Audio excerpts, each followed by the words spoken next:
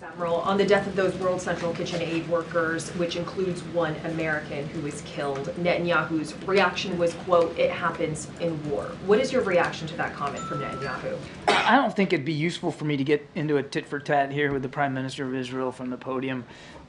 We've been very clear about our expectations for this investigation. We noted that the Prime Minister said himself there will be an investigation. So has his military said that.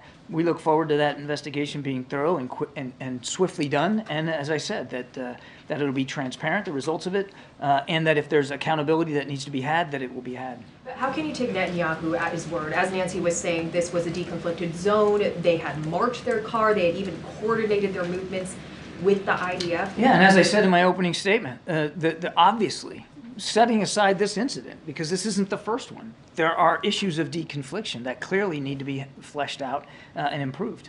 So how can the U.S. continue to send aid to Israel without any conditions? Yes, they have a right to... We're not sending aid to Israel. We're sending aid into Gaza, and that's... Weapons. How can the U.S. continue to send military aid military to assistance. Israel without any conditions? Is there no red line that can be crossed here? You know, we've had this discussion, you and me, quite a bit from up here. They're still under a viable threat of Hamas. We're still going to make sure that they can defend themselves, and that 7th of October doesn't happen again. That doesn't mean that it's a free pass, that we look the other way when something like this happens, or that we aren't and haven't since the beginning of the conflict urged the Israelis to be more precise, to be more careful, and quite frankly to increase the amount of humanitarian assistance that gets in. You know, I haven't been asked about it yet, but I expected I would be. You know, there was a discussion just yesterday with our Israeli counterparts about Rafah. Now, this one was done virtually. We expect it'll be an in-person meeting here in a week's time or so.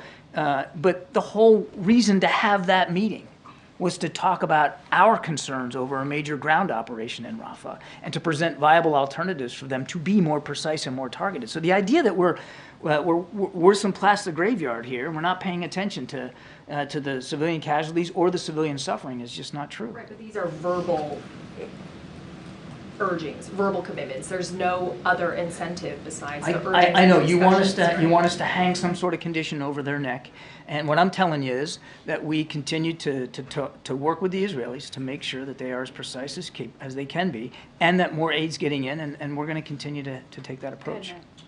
John, I just wanted to follow up. Do you guys have confirmation of the nationalities of the victims who were killed in the strike, and that one was a U.S. Canadian national? I can confirm that one was a dual national American citizen, but I couldn't speak with authority about the nationalities of all of those. And as I understand it, I mean, there could be additional casualties coming in terms of the count. I just don't know.